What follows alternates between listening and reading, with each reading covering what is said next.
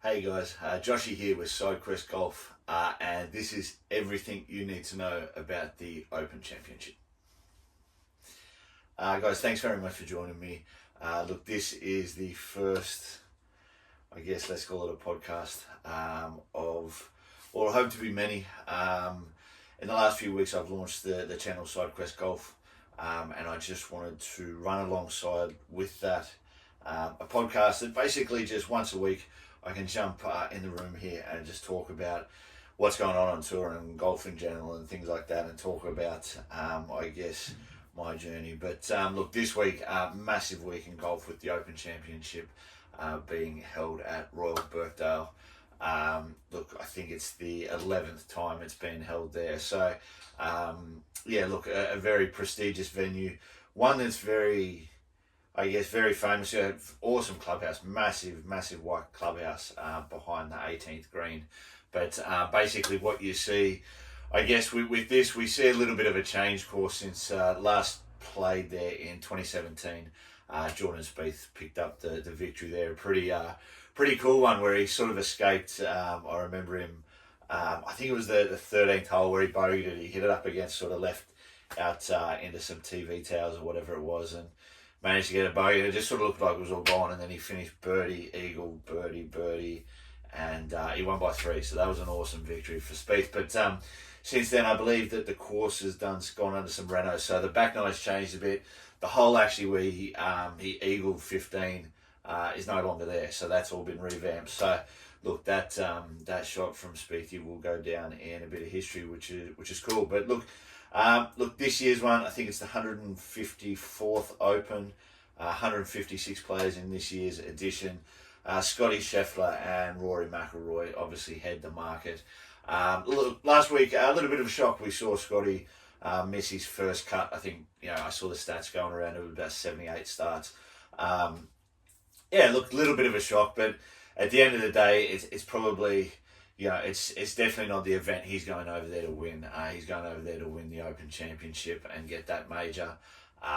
We've seen him sort of drift out in a few markets, and we'll talk about some markets and things like that shortly. But basically, I mean, at the moment, you've got him a slight favourite over Rory. Look, they're the two dominant golfers. Scotty has been absolutely sensational, and I mean, look, that miscut was the first in 78 starts, but I mean, before that, I think he hadn't probably won in about 15, but he hadn't finished outside the top sort of 20 more than once. So he is just absolutely supreme. Even when he plays bad, he still plays better than everyone else. So look, Rory, he'll obviously share a lot of the crowd support and the crowd favouritism, in absolutely fantastic form, dual reigning Masters champion. And no doubt he's probably got the game at the moment to attack Royal Birkdale. I think one of the things that we probably noticed with this course, and actually just sort of looking into a few things, it's a big history of elite winners. Okay, so you don't just fluke a win at Royal Birkdale. It really is a course that's fair. I think a lot of the courses and majors are set up these days for, I guess they want to create havoc, or they want to create, I guess, really the golfer that outlasts everyone wins. Royal Birkdale's not like that. Royal Birkdale, the best golfer will win. The person who hits it the best all week, your best iron plays into the green. Look, you just have to be accurate. It's one of those courses where, usually after 72 holes here, the most informed person has won the title. And it's probably one of the things where you look at form leading into a major means more than most. You see, and we always sort of speak on, and I do, about, I guess, the cream rising to the top in golf events. Definitely this year, I guess, it's probably one of those things where I actually lean heavily towards that top end of the market. And I guess that the favoured sort of golfers, those guys in sort of better form. Look, one of the players I really like, and he sort of had a few interviews and stuff lately. You get to see a fair bit of him just with how his performances have been. Matty Fitzpatrick. I reckon Matty's just absolutely playing awesome. And I just think look, played well last week.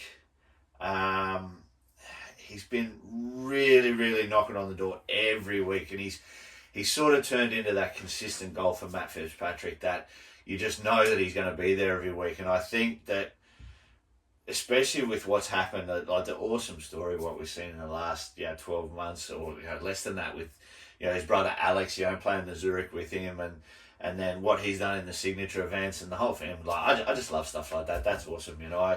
I wish I had the opportunity to sort of go further with it, because that's what I think golf is awesome with. But look, for Matty Fitzpatrick, I think this is his absolute chance to win an Open Championship. I think he's not in any better form. I think it's the right course. I think he for me would be the number one pick, Matt Fitzpatrick. Currently $15 in the market. He's around third favourite. So I think looking at just your TAB market, you've got Scotty at $8, Rory at $9. Tommy Fleetwood and Matt Fitzpatrick at $15, and then a few others sort of in that sort of $21 mark. I think Rambo and stuff like that, a few guys like that are there as well. But I think we've got the top Aussies. Minwoo, I think Minwoo, he'd be basically who you're looking at there. The shortest price, I think he was about sort of $3. Adam Scott wouldn't be too far behind him. JD, look, Jason Day, a little bit out of form. He's been in the media lately sort of saying he's struggling with the irons, so hate to see that for JD. But look, again, if this is a course where he can do that, if he can get into that sort of focused mindset where he can get out and just enjoy himself, and just, there's not, you don't have to battle it out there. I think one of the things that JD sort of had from when he came on tour was that always played well on those hard courses and those kinds of things. But this is genuinely a difficult course, but if you're hitting it well, it's not. It's easy. So I guess that's the thing, and it's just going in as a confident player. And you got 156 guys there. They're all elite ball strikers. The most confident guys out there are going to win, because they're just going to be on top of their game, know how they're hitting it. So, look, as I say, I think form plays a little bit more of a part for this one. So I would be looking at that. Look, obviously, that being said, Scotty Scheffler missed the cut last week at Scottish Open. First one in 79 starts. So, I just think for him it's a preparation thing. For more than anyone else, you look at people's run of form over the last 6, 8, 10 tournaments over 4, 5, 6 months. And I think Matt Fitzpatrick's one that's up there. Look, Cam Young, another one. I think Cam's obviously made himself well and truly entrenched in the top 10 in the world now. Look, he's a threat. He's a good golfer. Couple of smokies. Look, I like Joaquin Niemann. Now, look, obviously, US Open most recently, Wyndham Clark getting the victory there. We saw that Joaquin had that 11, and look, it's obviously, if my grandma had wheels, she'd be a bike kind of thing. But look, the simple fact is that he is an elite golfer. He is brilliant, and on his day, he belongs in the top 10 in the world and can win this tournament. I would like to think that what happened at the US Open would give him that fire to actually want to push towards this. I just think as long as he can sort of stay in touch day one and day two, he'll learn a little bit. And I think over the weekend, he's one that you could see sort of fly home and sort of go well. So I think he was around $61. Look, I gave a couple of outside chances to some long shot golfers. Angel Ayora from Spain, young fella, I think 21, 22 years old, however old he is. He's an absolutely awesome player. Look, I hope that he just goes around and just tries to strike this, because a lot of these young fellas are coming in to absolutely overpower this game, but I think this guy's got the game of finesse as well to get it done. And then the other one, Hao Tong Lee. Absolutely love him. What a legend Hao Tong is. Big fan of Hao Tong. I think one of the things he does is he absolutely loves to come out in majors and play well. Like he's a big game player. He's someone that when the stage is set, he shows up. And like we saw at the Masters this year on 15 or 14 or 13 or whatever it was, that nightmare that he had with Scotty Scheffler. I think he had a 10. But like he's an entertainer. He's fun. You like to see him in the field. So yeah, definitely. I think they're both around $200, 200 to 1, and I just think they have a bit of value. I'll chuck $5 or $10 on these guys. From a point of view of form going in, some other decent players you're looking at. Guys like Chris Goddard's in form, Colin Morikawa's in form. Hey, let's talk about the Aussies. Let's talk about the chef Minwoo Lee. Mate, awesome. Another solo second. Loves his time at the Scottish Open. And I mean, look, a lot of these guys, look at Tom Kim winning last week. Their time on the DP World Tour, they get to travel to different places, just a few different cultures, frees them up. It's not so much on their hectic schedule kind of thing when they're smashed on the PGA Tour. So I like to see these guys over on the DP World Tour. And yeah, look, I think Minwoo, hey, he's in form. He shot 66, 66, 66, 67 last week. So, you're looking at 15 under over 4 rounds. Only one golfer could beat him. So, he's as good a chance as anyone. I think he's off early. I can't. I think Minwoo's one of our first guys off. Looking at the Kiwis in the field as well. So let's go through the Aussies. So you've got Minwoo, you've got Scotty, you've got JD, Lucas Herbert, Cameron John, Travis Smythe, and Cam Smith, 2022 winner. Let's hope Cam can get back. I mean, look, this is genuinely a course that it could suit him as well. I mean, Cam is that player that could sort of shape it around. He's had the coaching changes with the Harmons, obviously it's always hard when you end those sort of long-term relationships from a golf point of view. I think he was with his coaching staff over 10 years, So, but look, I think he's had immediate success with that. What it does is it just gives you a lot of confidence as well from an athlete point of view and a golfer point of view. You can only ever play good golf if you're confident with what you're going out there with, and look, I mean, golf doesn't know you anything. I mean, you can go out there, you can grind, 2 or 3 sessions a day, 2 or 3 weeks in a row, and come out the other side and shoot 90, and I'm talking someone who can shoot decent scores.